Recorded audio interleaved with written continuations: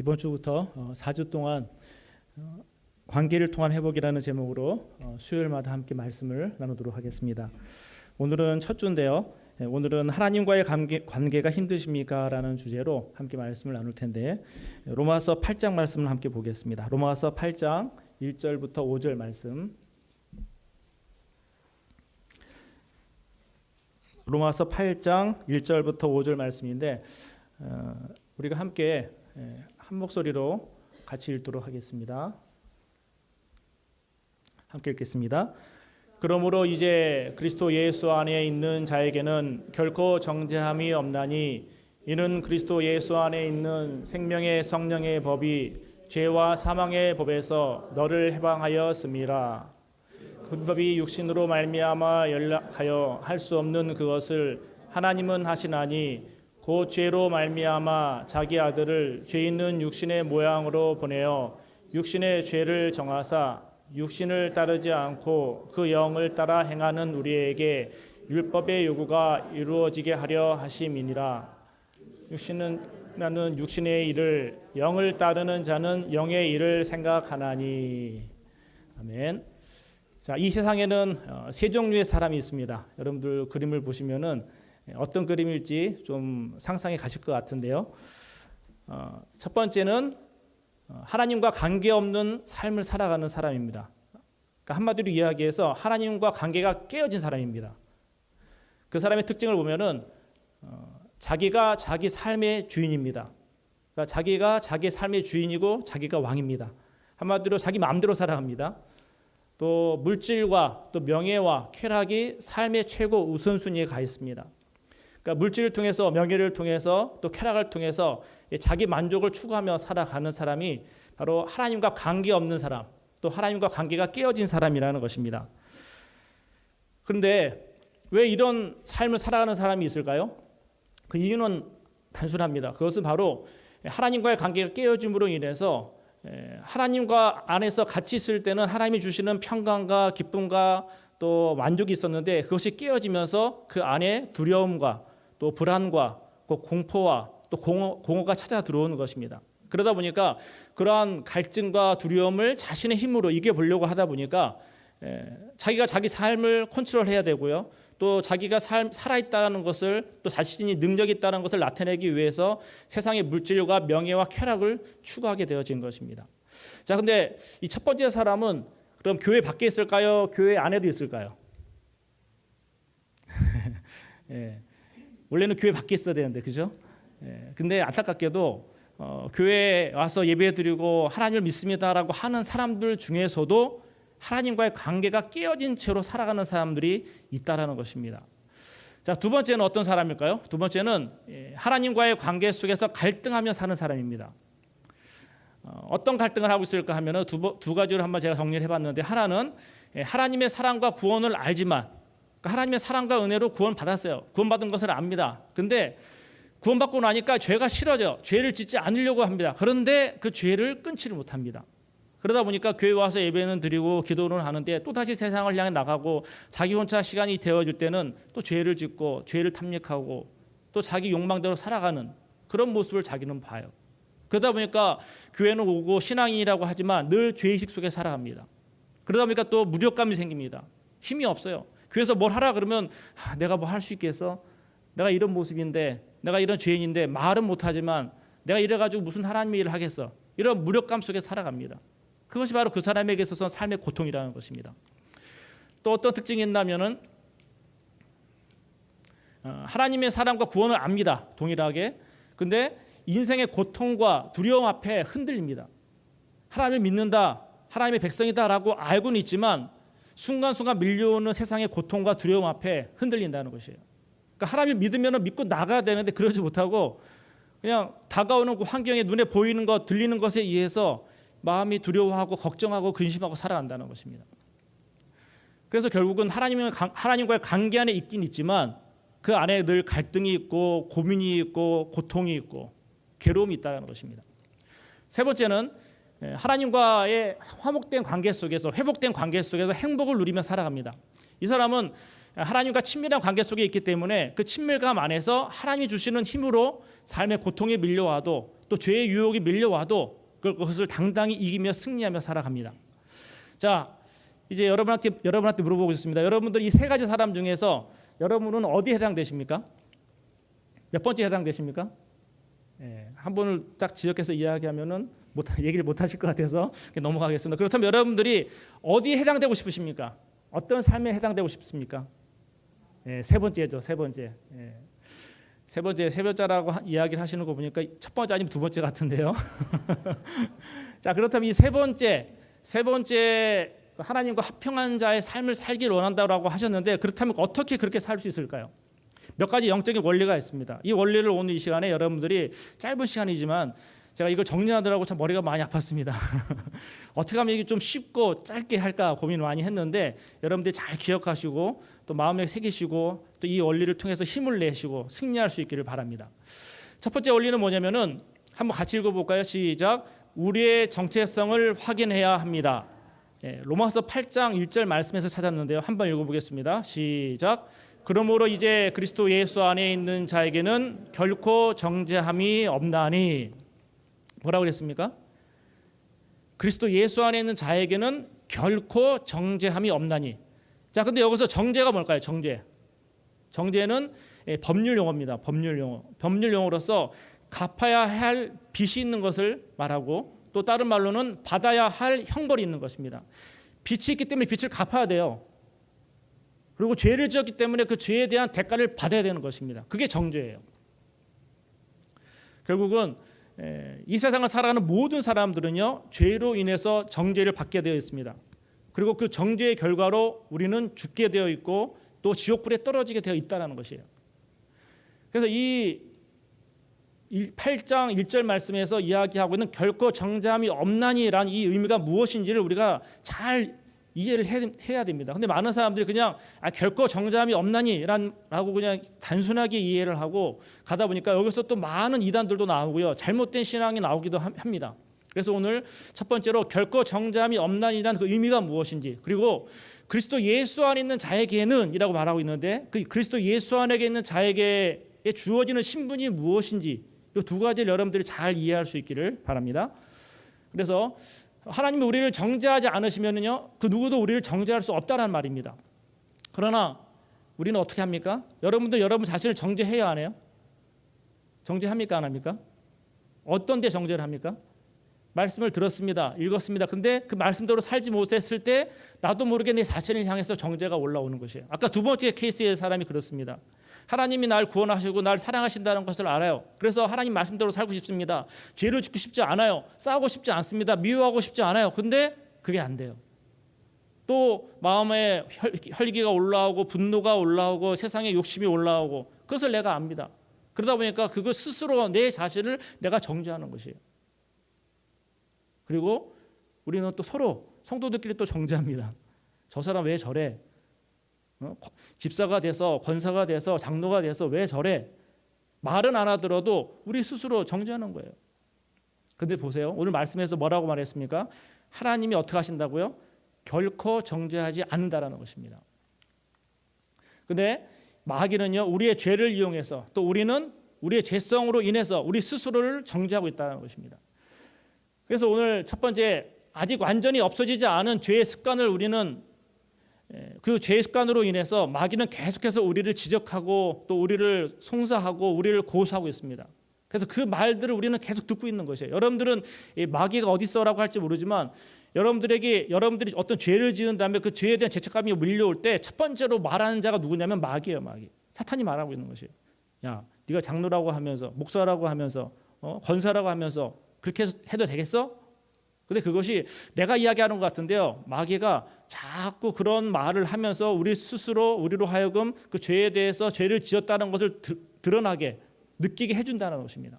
그러니까 첫 번째로 마귀가 계속해서 우리를 고소합니다. 우리를 찔러요. 너는 죄인이야.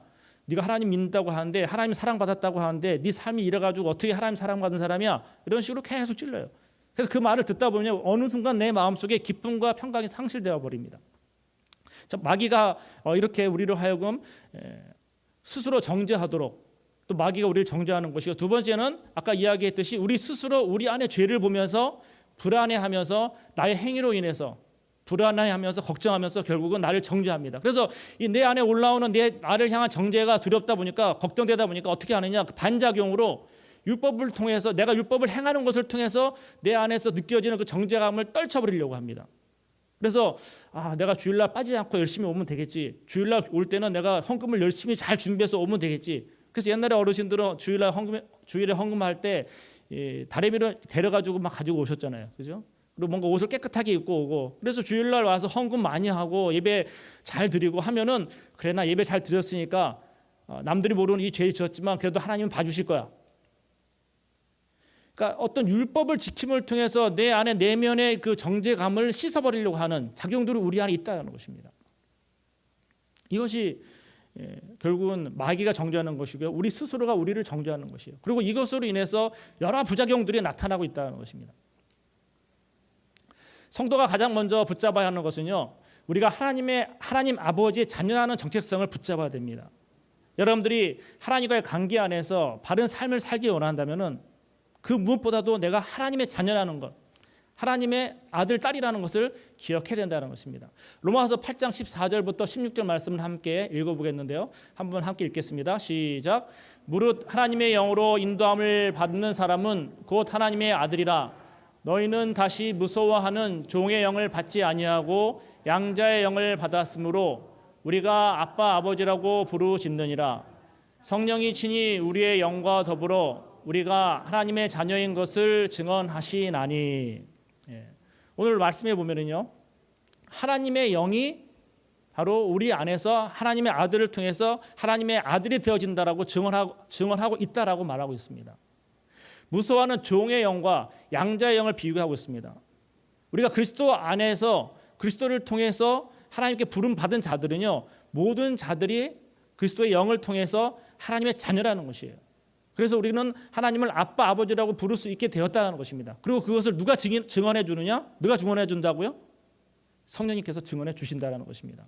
우리는 성령님 하면은 어떤 성령 받아가지고 놀라운 막 능력을 행하고 이렇게 장봉으로 쏘면 사람들이 쓰러지고 막 어떤 은사 나타나는 것을 아주 강조할 때가 많은데요, 성령께서 하시는 가장 중요한 일이 뭐냐면은 우리가 하나님의 자녀라는 것을 증언해 주신다는 것이에요. 여러분들이 그것을 믿으시기 바랍니다.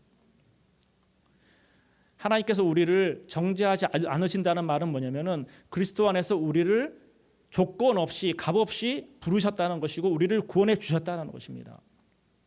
우리가 구원받는 조건은 아무것도 없어요. 여러분들이 어떤 하나님 앞에 나와서 뭔가 좀 거룩한 모습, 도덕적으로 윤리적으로 깨끗한 삶을 살았으니까 하나님께서 그것을 보시고 여러분들을 불러주셨을까요? 그렇지 않다는 것이에요. 그 누구도 구할 만한 조건이 있어서 구원받는 사람은 아무도 없다는 것입니다. 근데 하나님께서 아무 조건 없이 우리를 부르셨고 부르심과 동시에 우리를 하나님의 자녀로 삼아 주셨다는 것입니다. 우리가 하나님과의 관계의 삶을 살려고 할 때 가장 먼저 붙잡아야 되는 것은 바로 내가 하나님의 자녀라는 의식입니다. 내가 하나님의 백성, 하나님의 아들, 딸이라는 정체성을 분명하게 가져야 된다는 것이에요. 하나님은 예수 그리스도 안에서 우리를 종이 아닌 자녀로, 양자로 삼으셨다는 것입니다. 자, 그렇다면 종과 아들의 차이는 무엇일까요? 종과 아들의 차이. 그림을 제가 이제 여러분들이 이해하기 쉽게 찾는다고 찾았는데 잘 찾았는지 모르겠어요. 자, 어느 쪽이 종이고 어느 쪽이 아들일까요? 흑백으로 돼 있는 데가 종이고 칼라로 돼 있는 데가 아들이에요. 자, 이 종의 특징이 뭘까요? 종. 한번 잘 생각해 보세요. 여러분들이 정말로 내가 지금까지 신앙생활 해왔는데 내가 종처럼 살았는지 아니면 정말로 하나님의 자녀처럼 살았는지 지금 이 시간에 점검해 볼 수 있습니다. 자, 종으로서의 삶을 살아갈 때는 어떤 삶을 살게 될까요? 종이라고 한다면 주인의 눈치를 보게 되어 있습니다. 그렇죠? 왜냐하면 주인의 눈에 잘 들어야 되기 때문에, 주인이 기뻐하는 일을 해야 되기 때문에 그렇게 해야지만 주인에게 인정받고 주인에게 돈을 받고 주인한테 책망 안 받고 살 수 있는 것이에요. 종이 그렇다는 것입니다. 종과 주인의 관계는 그렇습니다. 눈치를 봅니다. 주인을 두려워합니다. 잘하면 상을 받고 잘못하면 징계와 심판을 받습니다. 자, 근데 여러분들 혹시 지금까지 신앙생활을 하시면서 하나님을 좀 이렇게 생각하지 않았어요? 신앙생활 하면서 하나님 눈치 보고 내가 오늘 새벽 예배 가야 되는데 안 가면 하나님께서 나한테 좀 뭔가 오늘 이상한 일 주시지 않을까? 사업이 안 되는 일 주시지 않을까? 손님이 안 오게 하진 않을까? 하나님 눈치 보는 거예요. 내가 주일날 오늘 가는데 몸이 아픈데 그래도 몸이 아프더라도 몸을 끌고라도 가야지. 안 그러면 하나님께서 뭔가 큰 그냥 벼락을 내지는 않을까? 이런 두려움이 밀려와서 교회에 와서 예배드린다. 그러면 그건 종과 주인의 관계입니다. 하나님의 자녀로서의 모습이 아니라 종의 모습이라는 것이에요. 그리고 하나님 앞에 나와서 예배드리고 또 하나님 앞에 나와서 전도를 하고 선교를 할 때 이걸 내가 하면은 하나님께서 나에게 상을 주시고 내 자식도 일이 잘 풀리게 해주시고 사업도 잘 되게 해주실 거야. 하나님께서 상을 주실 거야. 이런 마음으로 와서 신앙생활을 한다면 그것도 종이에요. 이해 가세요? 네. 하나님과의 관계에 있어서 이러한 두려운 마음, 눈치 보는 마음으로 한다면요, 그것은 성경에서 말하는 구원받은 자의 정체성이 아니라는 것입니다. 하나님의 백성, 하나님의 자녀의 정체성이 아니라는 것이에요. 자, 그렇다면 어떤 것이 하나님의 자녀의 정체성일까요? 그것은요, 실수해도 하나님은 나를 사랑하셔. 잘못해도 하나님께서 나를 용서해 주실 거야. 그것에 대한 믿음이 있는 것입니다. 여러분 자녀들이 잘못을 하면은 정말 큰 잘못을 했어요. 그러면 여러분들 그 자녀한테 집 나가라고 그러고 문 걸어 잠그고 호적에서 팔 겁니까? 그럴 부모님들이 있어요?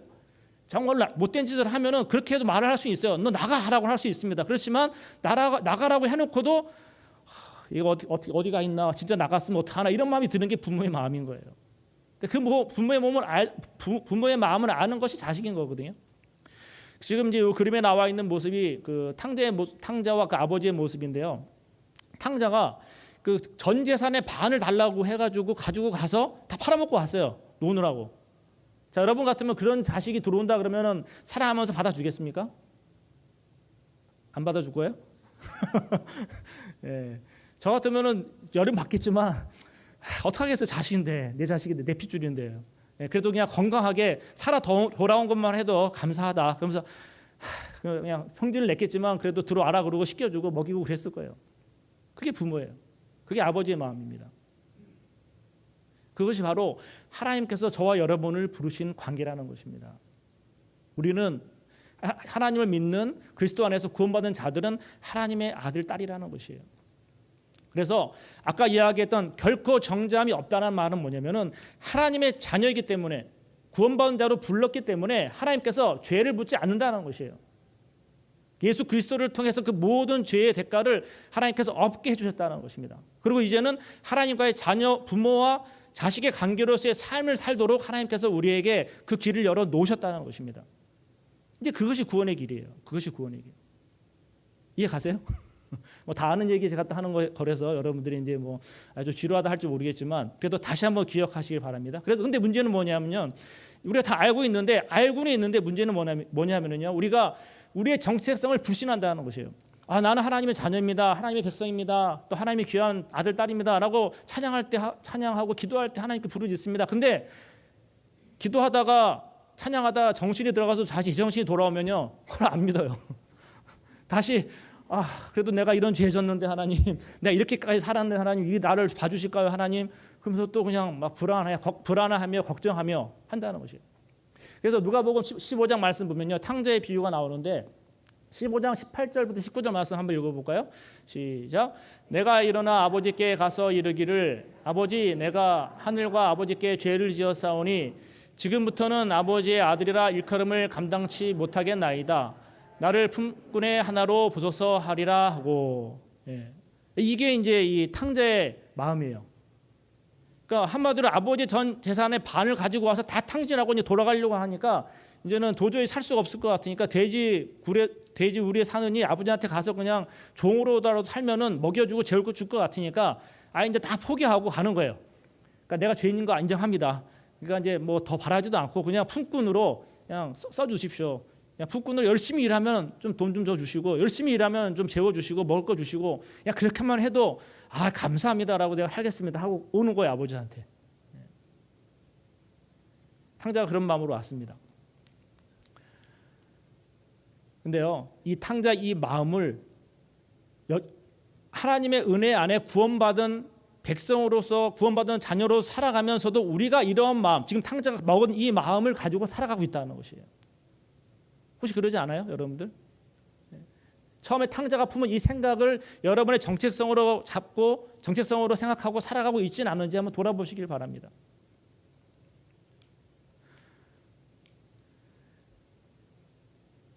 처음에 탕자가 품은 생각은 무엇이었습니까? 나를 풀꾼의 하나로 보소서 하리라.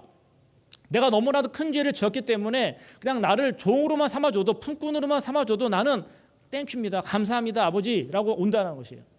근데 이러한 정체성, 이러한 생각을 갖게 되어질 때 나타나는 증상들이 뭐냐면요, 아까 이야기했듯이 종의 정체성을 갖게 되어집니다. 종의 정체성. 그러니까 아버지를 아버지라 부르는 것이 아니라 그냥 주인으로 부르는 거예요. 그냥 두려워하는 것입니다. 겁내하는 것이에요. 그러다 보니까 여전히 그 안에 뭐가 있냐면은 죄의식이 있어요. 죄의식. 하나님이 분명히 우리를 정죄하지 않겠다라고 하고 부르셨고 구원받은 백성으로 부르셨는데도 불구하고 여전히 내가 오늘도 짓는 그 죄로 인해서 그 죄를 보면서 그래도 난 죄인이야, 이런 모습을 하나님께서 나를 받아주시지 않을 거야, 나를 미워하실 거야, 나를 또 내치시면 어떡하지, 나의 구원이 떨어지면 어떡하지, 취소되면 어떡하지, 이런 마음이 자꾸 올라오는 것이에요. 죄의식 속에 살아간다는 것입니다. 그러다 보니까 자기 자신에 대해서 무가치하게 여겨요. 이래가지고 내가 뭐 하겠어, 이 세상에서도 나는 할 수 있는 게 아무것도 없어, 교회 와서도 내가 뭘 하겠어, 내가 하나님 앞에 뭘 하겠어, 그러니까 이런 생각을 자기 스스로 자기 안에 갖고 있는 것이에요. 자신의 가치의 중요성을 스스로 그것을 떨어뜨리다 보니까 반작용으로 뭐가 나타나냐면요, 자신의 가치를 증명하고자 하는 또 반대의 마음, 욕망이 올라오기 시작합니다. 그래서 어떻게 하겠습니까? 괜히 목소리 안 내도 되는데 괜히 큰 목소리 내요. 괜히 나서서 막 이렇게 안 해도 되는데 괜히 나가지고 나서서 막 이렇게 하면서 뭔가 내가 뭐 하나 되는 것처럼 나타내고 싶어하는 욕망들이 올라오기 시작합니다. 그 모든 것들이 사실은 내가 무가치하다고 느끼고 있기 때문에 그것을 상쇄하기 위해서, 가리기 위해서 하는 작용이라는 것이에요. 제가 예전에 한번 설교를 하다 예화로 개에 대한 얘기를 들었는데요. 큰 개하고 작은 개하고 있을 때 어떤 개가 더 크게 짖습니까? 여러분 동네에 지나다 보면 큰 개, 작은 개 있잖아요. 여기도 많이 다니던데 큰 개가 더 크게 짖어요? 작은 개가 더 크게 짖어요? 작은 개가 더 짖어요. 저도 집에 있으면 밖에서 그런데 보면 딱 보다 보면 조그만 개예요. 큰 개는 그냥 짖지도 않아요. 그냥 지나갑니다. 근데 동물 심리학자가 이야기하는데 왜 작은 개가 크게 짖느냐? 무서워서 그런데, 무서워서. 자기가 등치가 작은 거 알기 때문에 큰 개가 나타나고 큰 사람들이 있으면은 무서운 것을 쫓아내기 위해서 막 큰 소리를 낸다는 것이에요. 사람도 마찬가지예요. 여러분들 주변에 괜히 큰 소리 내고요, 괜히 막 짜증 내고 괜히 막 하는 사람들 보면요, 저 사람이 마음에 자기에 대한 무가치함이 있구나, 열등의식이 있구나 생각하시면 됩니다. 사회에서도 그렇고요, 교회에서도 마찬가지예요. 근데 중요한 것은 하나님은 그러한 모든 것들을 내려놓으라고, 이미 그 모든 문제는 그리스도 안에서, 십자가 안에서 해결됐다고 말씀하고 계시다는 것이에요. 우리가 우리 스스로 우리의 힘으로 내 자신의 가치를 증명하려고 노력할 필요가 없다는 것이에요. 그냥 있는 모습 그대로 하나님께서 우리를 받아주시고 사랑해 주시고 가치 있는 존재로 인정해 주신다는 것입니다. 그것을 믿으라는 것이에요. 그래서 결코 정죄함이 없나니라고 말씀하고 계시는 것이에요. 또 뭐냐면은 그런 마음이 있다 보니까 평가와 비판에 예민해집니다. 그러다 보니까 어떤 사람이 나에 대해서 뭔 얘기하면은 그냥 자기 방어에 급급해요. 그냥 지나가는 소리 한마디 한 건데 나를 정말 무시하고 멀시한 것처럼 막 생각해가지고 막 화가 나가지고 나중에는 막 그냥 진짜 싸우려고 덤벼들어요. 그게 농담을 한 얘기인데 머리 모양이 지난주랑 좀 다르네요. 다르다는 말이 이제 좀 더 이뻐졌다 그런 말인데, 다르다, 날 무시하는 거야, 내 머리가 이상하다는 얘기만 막 괜히 막 오버해가지고, 그러니까 나에 대해서 한마디 하는 거에 대해서 아주 예민하게 반응한다는 것이에요. 이것이 탕자가 처음 먹었던 마음, 자기의 정체성을 잃어버린 마음이라는 것입니다. 자신감이 없고 두렵고 늘 남의 눈치 보고, 그러다 보니까 교회 와서 예배를 드려야 돼요. 찬양을 드리고 예배를 드리고 기도를 하는데도 기쁨과 평강이 없어요. 오늘도 내가 예배를 드리긴 했는데 하나님이 기뻐 받아주셨을까? 내가 이 예배 드리는 모습을 옆에 사람이 보는데 뭐라고 얘기하지 않을까? 이건 예배를 드리는 게 아니라 와가지고 늘 그냥 불안, 걱정, 근심 떨다가 가는 거예요. 혹시 여러분 중에 이런 모습으로 지금까지 신앙생활 한 분들이 있다면요, 한번 돌아보시기 바랍니다. 그거는요, 하나님께서 주시는 마음이 아니에요. 그 마음은 아까 이야기했듯이 마귀가 주는 마음입니다. 그리고 여전히 내가 누군지 모르고 있는 내 자신이 나한테 이야기하고 있는 나의 정체성이라는 것이에요. 이런 왜곡된 정체성으로부터 여러분들이 벗어날 수 있기를 바랍니다. 그래서 하나님과의 관계 속에서 갈등하면서 사는 사람들이 꼭 기억해야 할 것이 있습니다. 아까 두 번째로 이야기했던 내용인데요, 오늘 첫 번째로 특징이 뭐가 있었냐면은 하나님의 사랑과 구원을 알지만 자신이 경멸하는 죄를 끊지 못해서 죄의식과 무력감에 괴로워한다라고 했습니다. 만약에 그러한 분이 있다면요, 결코 정죄하지 아니하시는 하나님 아버지를 신뢰하시기 바랍니다. 신뢰하시기 바랍니다. 제가 지금 여러분들한테 어떤 감정적으로 막 그냥 감동을 주고 눈물 나는 이야기에서 이야기를 할 필요가 없어요. 왜냐하면 이것은 하나님의 말씀이고 그대로 우리에게 주어진 말씀이에요. 약속이에요. 우리가 할 것은 그냥 그 말씀 그대로를 믿고 신뢰하면 됩니다. 그래서 예화도 안 넣었어요. 그냥 그대로 여러분 믿으시면 됩니다. 이것은 제 얘기도 아니에요. 제가 경험한 거 이야기하는 것도 아닙니다. 성경에 쓰여 있는 하나님의 약속을 이야기하고 있는 것이에요. 예수 그리스도를 통해서 부름받은 하나님의 자녀들은요, 정죄받지 않습니다. 어떠한 죄를 짓는다 할지라도 하나님께서 그 모든 죄를 아시고 이미 그리스도 십자가 안에서 정죄하지 않으시고 죄를 물으시지 않으시고 심판하지 않으시고 사랑으로 우리를 부르셨다는 것이에요. 그것이 가장 먼저 우리가 기억해야 될 믿음이고 우리의 정체성이라는 것입니다. 이것이 흔들리기 때문에 많은 이단들이 나오는 것이에요. 이것이 불안하니까 자꾸 다른 것을 잡으려고 하는 것이고 이것이 불안하니까 이상한 신학이 나오는 것입니다. 두 번째는 하나님의 사랑과 구원을 알지만 인생의 고통과 두려움 앞에서 흔들리고 괴로워합니다. 이런 분들이 있다면요, 전지전능하신 하나님 아버지의 능력과 또 하나님의 그 모든 재산, 하나님의 모든 파워를 그 상속자 아들에게 준다는 것을 여러분들이 믿으시기를 바랍니다. 우리가 믿고 있는 하나님은 그냥 어디 작은 능력 없는 그 하나님이 아닙니다. 이 우주를 만드시고 우리에게 생명 주시고 우리의 모든 생사화복을 다스리시는 하나님이세요. 그런 하나님이십니다. 사실은 오늘 여러분들 이 자리에 나와서 앉아 계신데 저도 이 자리에 서서 설교를 하고 있는데요, 이거 자체가 사실은 다 기적이에요. 기적입니다. 여러분들이 몸이 움직이면서 피가 돌아가고 숨을 쉬고 공기가 와서 코로 들어왔다 나가고 하는 이 모든 것들은요, 정말로 하나님께서 그 놀라운 능력으로 우리에게 허락하셨기 때문에 지금 우리가 움직이고 있는 거예요. 사실은 여러분들이 그것을 기억해야 됩니다. 여러분 하나의 몸속에 있는 그 핏줄 안에 있는 피가 움직이는 것조차도 정말로 신비한 하나님의 능력 가운데 우리에게 허락되었기 때문에 그것이 움직이고 있는 것이에요. 그러한 하나님이 지금까지 우리를 보호하셨고 앞으로도 우리와 함께 하시고 우리를 보호해주고 지켜주신다는 것입니다. 어떤 고난과 시련이 있다 할지라도 옆에 하나님께서 계신다는 것이에요. 그리고 끝까지 우리의 생명을 붙잡고 계시다는 것입니다. 그것이 우리의 아버지라는 것입니다. 그러나 전지전능하신 하나님을 여러분들이 의지하시기를 바랍니다. 그런다면은 어떤 고난이 오고 시련이 온다 할지라도요, 우리는 두려워하지 않을 수 있는 것이에요. 오히려 고난 가운데 시련 가운데 오히려 찬양하며 기뻐하며 나아갈 수 있다는 것입니다. 그래서 우리가 이 원리를 기억하면서 죄에 대한 재평가를 해야 됩니다. 우리가 짓는 죄에 대한 재평가. 우리는 죄하면은 죄로 인해서 정죄받고 심판받고 이제는 형벌을 당해야 된다라고 생각을 합니다. 과거에는 그랬어요. 하나님의 자녀가 아니었을 때는 하나님의 자녀가 아닌 자들은요, 지은 죄대로 심판받습니다. 죽음과 더불어서 형벌에 떨어집니다. 지옥불에 떨어집니다. 그러나 하나님의 자녀가 된 자들에게는요, 그 죄가 무엇이냐? 그 죄는요, 뭘까요? 바로 나를 사랑하시고 나를 위해 사랑하는 아들을 보내시고 나를 위해 모든 걸 다 내놓으신 그 하나님의 마음을 아프게 해드리는 것이에요.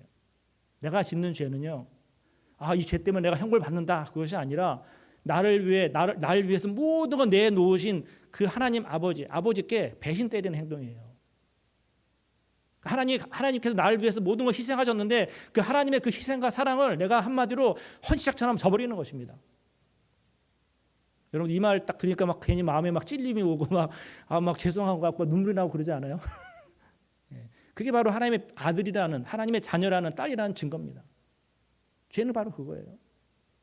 더 이상 죄는 우리의 생명을 앗아가고 형벌이 되어지는 결과를 가져오는 것이 아니라 하나님의 마음을 아프게 해드리고 서운하게 해드리고 상심하게 만들어드리는 일이 되어진다는 것이에요. 하나님은 마음이 아프고 상심이 되고 그렇지만 그래도 우리를 사랑하신다는 것입니다.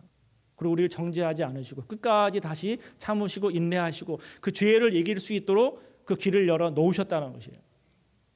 그래서 그 두 번째 원리가 뭐냐? 이 죄를 어떻게 해결해야 될 것인가? 이 죄를 어떻게 이겨야 될 것인가? 하나님과의 친밀한 관계 속에서 이 죄를 이기는 비결은 무엇인가? 그것은 로마서 8장 5절에 나옵니다. 한번 같이 읽겠습니다. 시작.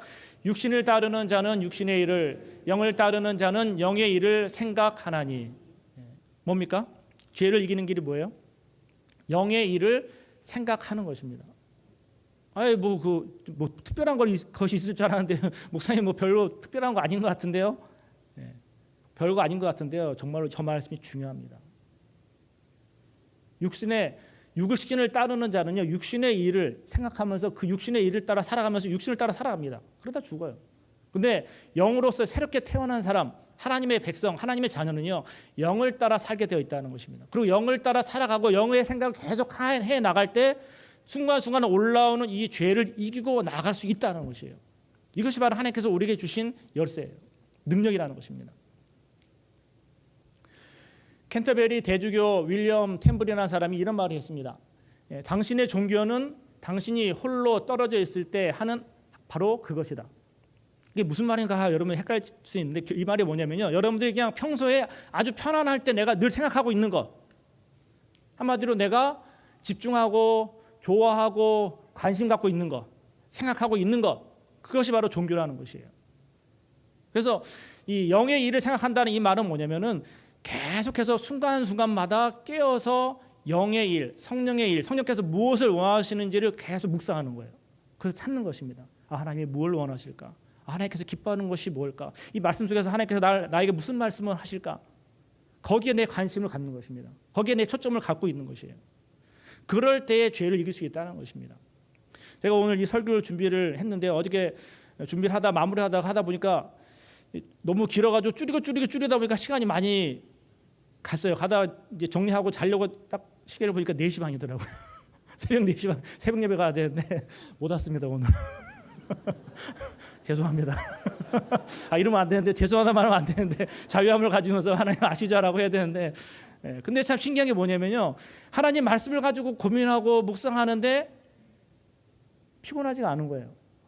말씀을 준비하는 과정 가운데 이것이 나에게 힘이 되어지고 용기가 되어지고, 저는 이 말씀을 준비하면서 여러분한테 전하지만 사실은 첫 번째로 혜택자는 누구냐면 저예요. 지금까지도 사실 이 말씀을 분명히 클리어하게 잘 헷갈리었던 부분이 있었는데 고민하면서 막 찾고 묵상하다 보니까 저한테도 확신으로 다가오고, 저는 여러분들한테 이 설교하기 위해서 얼마나 많이 받겠습니까? 여러분들 한 번 듣고 딱 끝나기 때문에 아마 많이 까먹을 텐데, 저는 이 준비하면서 머릿속에 많이 박혔어요. 근데 그 박히다 보니까, 외워지다 보니까 이게 나에게 힘이 되는 거예요. 그래서 힘이 되다 보니까 어떤 일이 벌어지느냐, 죄의 유혹이 다가오는데 그것이 바로 느껴져요. 그래서 내가 어떻게 쳐내야 되는지, 내가 어떻게 거부해야 되는지 그 힘이 올라오기 시작한다는 것이에요. 여러분들 그런 힘을 경험해 보시길 바랍니다. 그 비결은 바로 하나님의 영을 생각하는 것, 성령의 뜻이 어디 있는지를 계속 묵상하는 일에 있다는 것입니다. 성령이 도우시는 일은 바로 결론적으로 두 가지입니다. 로마서 8장 16절 26절 말씀인데 함께 읽겠습니다. 시작. 성령이 진히 우리의 영과 더불어 우리가 하나님의 자녀인 것을 증언하시나니, 이와 같이 성령도 우리의 연약함을 도우시나니, 우리는 마땅히 기도할 바를 알지 못하나 오직 성령이 말할 수 없는 탄식으로 우리를 위하여 친히 간구하시느니라. 아멘. 성령께서 하시는 일, 하나님의 영이 하시는 일은 두 가지입니다. 첫 번째가 우리가 하나님의 자녀임을 기억하게 하신다는 것이에요. 이 본문에서는 뭐라고 이야기했습니까? 증언한다라고 이야기했어요. 증언한다. 하나님의 영을 따라 살아갈 때, 하나님의 영을 사모하고 하나님의 영을 계속 생각하고 갈 때 성령께서는 우리에게 어떤 생각을 주시느냐, 어떤 마음을 주시냐? 너는 하나님의 아들이야, 너는 하나님의 딸이야, 하나님의 자녀야. 자꾸 이 확신을 주신다는 것이에요.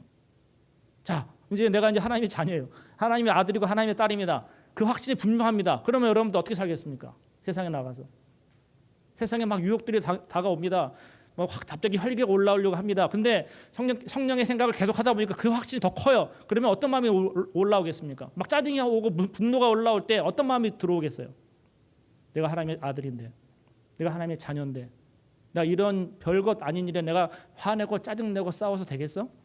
그런 마음이 올라오는 것이에요.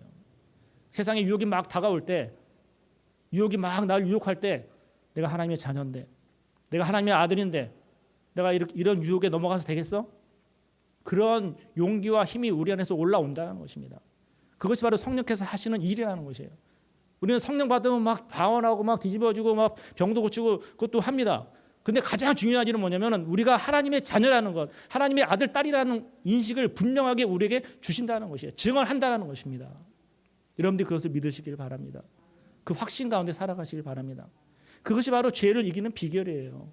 막 죄를 이기겠다고 막 허벅지를 찌르고 막 머리를 붙잡고 막 한다고 죄를 이길 수 있느냐? 어디 뭐 굴에 들어가가지고 뭐 40일 뭐 30일 금식기도 한다고 죄를 이길 수 있느냐? 안 돼요. 우리의 의지와 우리의 노력은 안 됩니다. 오직 성령께서 내 안에 들어오시고 내가 그 성령을 계속 묵상하고 생각할 때 그런 과정 가운데 우리 안에 힘이 생기는 것이에요.